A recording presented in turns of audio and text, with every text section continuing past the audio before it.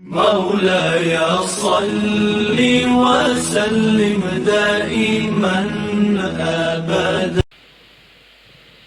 انما یرید اللہ لیذہب عنکم الرجس اہل البیت. اے نبی کے گھر والو، بے شک اللہ تم سے ہر قسم کی نجاست، آلودگی دور کرنے کا ارادہ رکھتا ہے اور تمہیں خوب اچھی طرح پاک صاف کر دینا چاہتا ہے. یہ آیت کریمہ قرآن مجید کی ہے، 22واں پارہ ہے، اور اس کا شان نزول یہ ہے کہ رسول پاک صلی اللہ علیہ وآلہ وسلم کاشانہ انور میں تشریف فرما ہیں. حضرت علی کرم اللہ وجہ الکریم تشریف لاتے ہیں. آپ نے ان کو اپنی کملی میں لیا. حضرت بی بی فاطمہ الزہرا رضی اللہ تعالی عنہ انہوں نے قدم رنجہ فرمایا، آپ نے انہیں بھی اپنی کملی میں لیا. حضرت امام حسن تشریف لائے، ان کے اوپر بھی کملی اڑا دی. حضرت امام حسین تشریف لائے، آپ نے انہیں بھی اس چادر کے اندر لے لیا. اور آپ صلی اللہ علیہ وآلہ وسلم نے ارشاد فرمایا اور اللہ کی بارگاہ میں ایک دعا کی. فرمایا اللہم ہؤلاء اہل بیتی، اے اللہ یہ میرا گرانہ ہے، یہ میرا کنبہ ہے.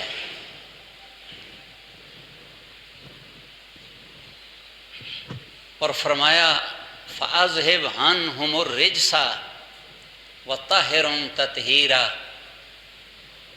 اے اللہ ان سے ہر قسم کی نجاست، ہر قسم کی آلودگی، ہر قسم کی بدعقیدگی، ہر قسم کی آلائش، ہر قسم کی بے راہ روی، ہر قسم کی بغاوت، یا اللہ ان سے دور کر دے.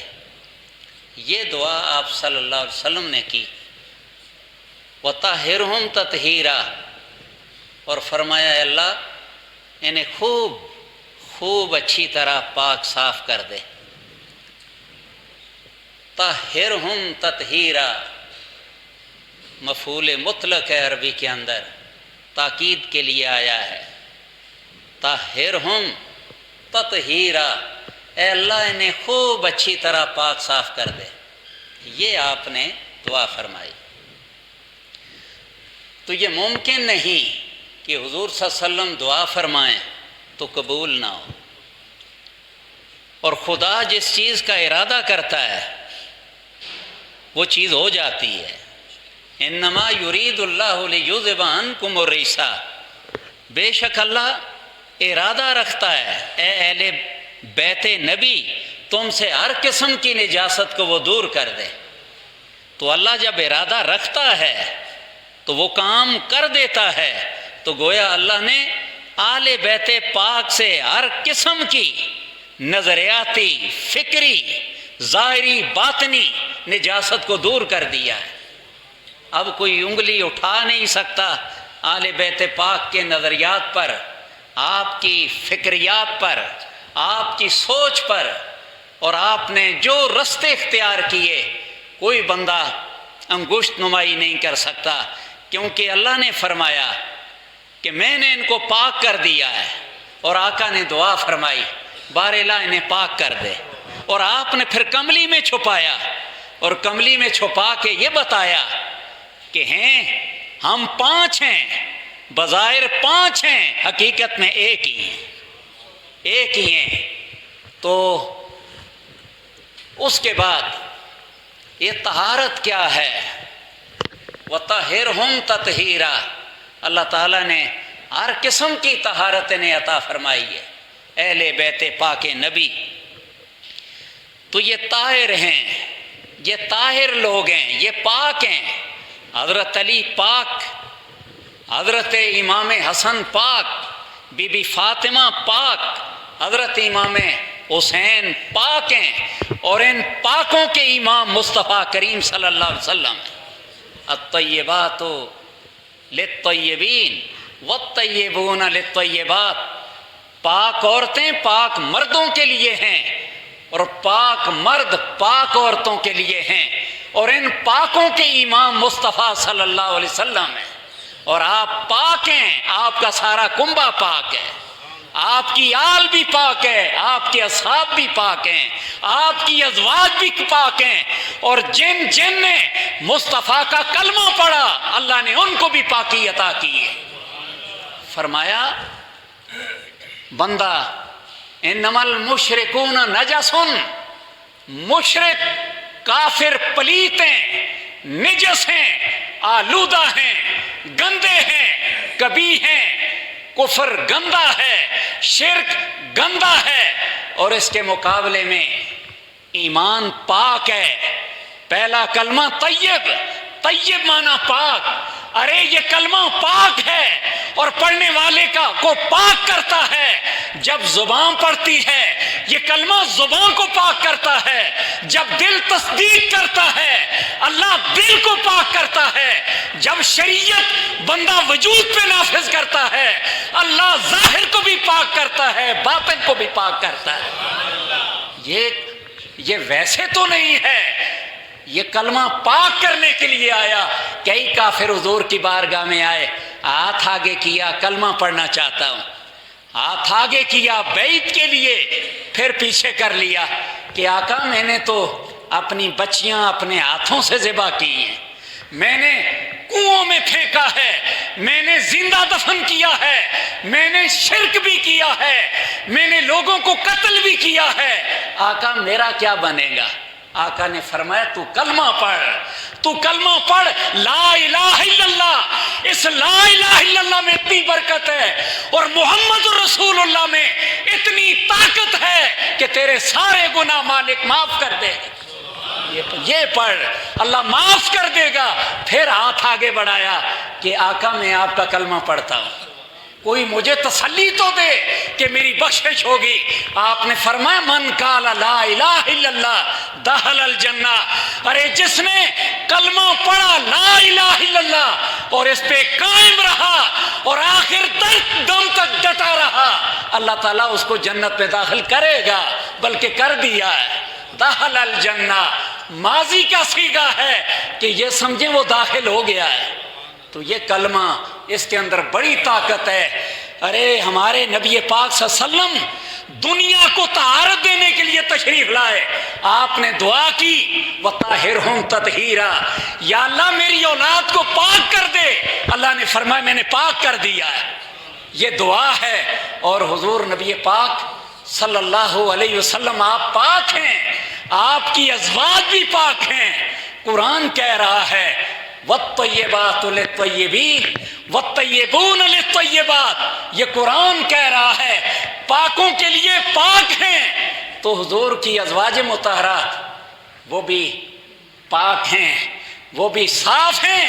منافقوں نے حضرت عائشہ رضی اللہ تعالیٰ عنہ پر تہمت لگائی، تہمت لگائی۔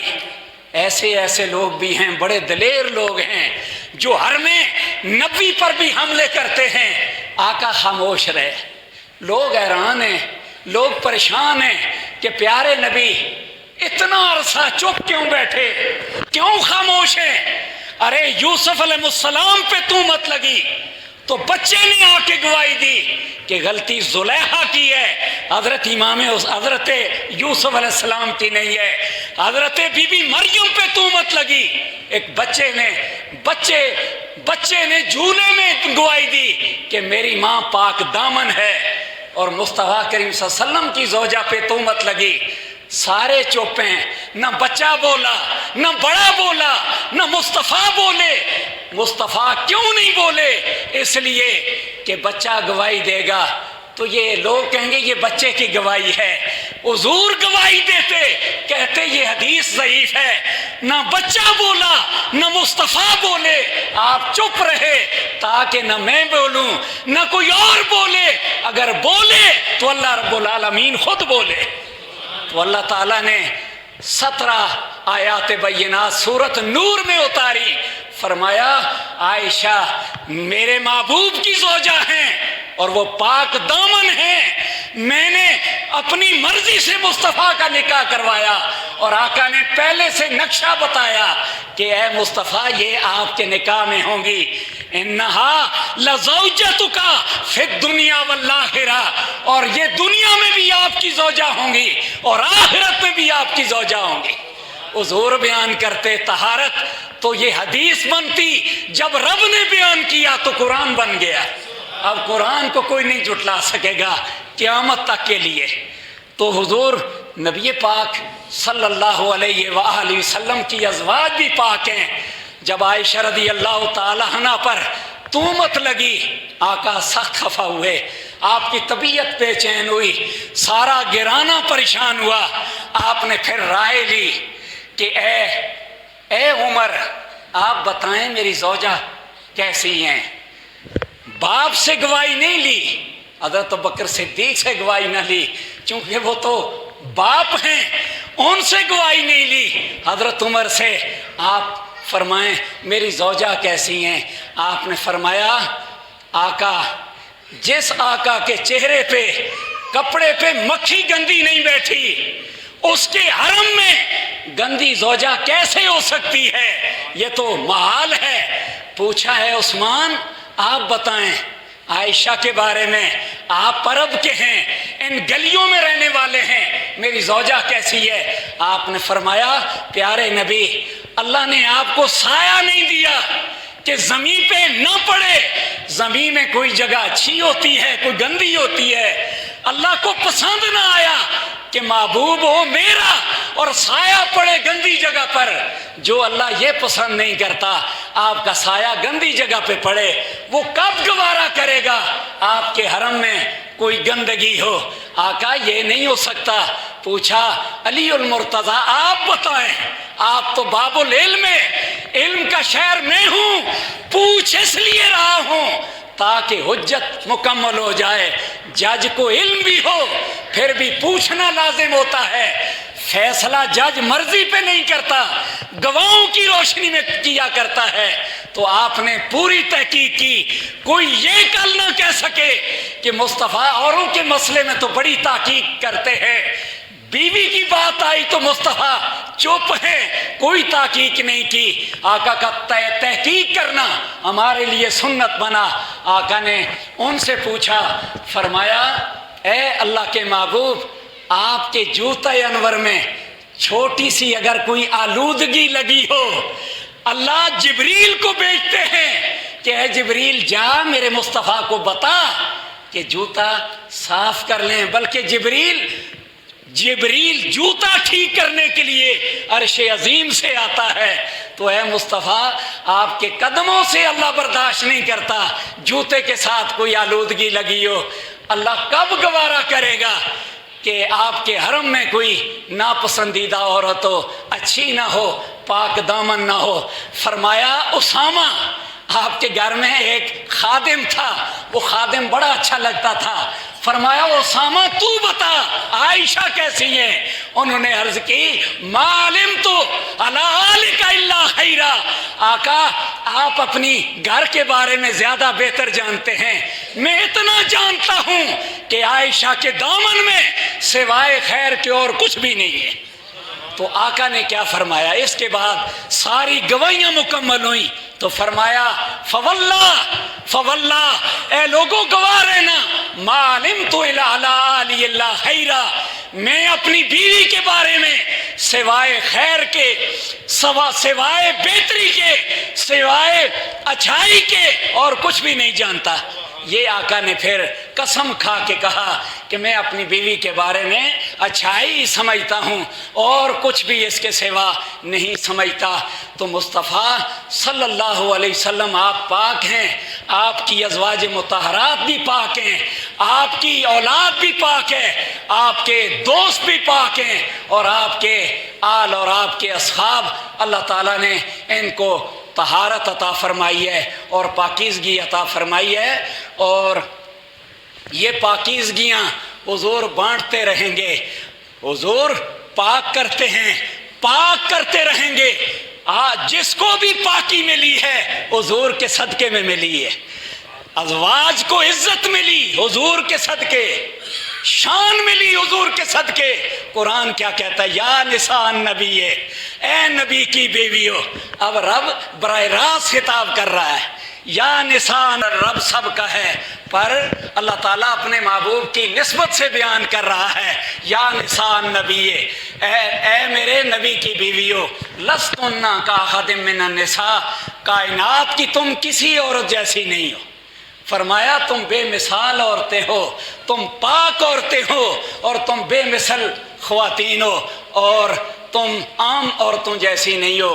اس کے بعد آپ صلی اللہ علیہ وسلم نے کو اللہ تعالیٰ نے یہ بھی اذن عطا فرمایا کہ اے میرے محبوب، یہ آپ کے پاس غلام آئیں، آپ انہیں پاک کیا کریں، آپ انہیں پاک کریں۔ کیسے پاک کریں؟ فرمایا ان سے صدقہ لیا کریں۔ سورۃ توبہ، خذ من اموالہم صدقہ، ان سے صدقہ لیا کریں، ان غلاموں سے خیرات لیا کریں۔ خذ من اموالہم صدقہ وتطہرہم وتزکیہم بہا، اے میرے محبوب اس صدقے کی وجہ سے آپ انہیں پاک کریں، آپ ان کو صاف کریں، ان کے ظاہر کو بھی پاک کریں، ان کی زبانوں کو بھی پاک کریں، ان کے دلوں کو بھی پاک کریں۔ اور اس کے بعد کیا کریں؟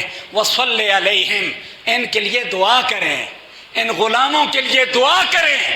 رب سب کا ہے، سنتا ہر ایک کی ہے، پر زیادہ مانتا مصطفیٰ کی ہے۔ فرمایا آپ دعا کریں، ان کے حق میں دعا کریں۔ ان صلاتک سکن لہم، آپ دعا کریں گے، آپ کی دعا ان کے لیے باعث سکون ہوگی، باعث راحت ہوگی، اور باعث رحمت ہوگی۔ اور محبوب آپ انہیں پاک کریں۔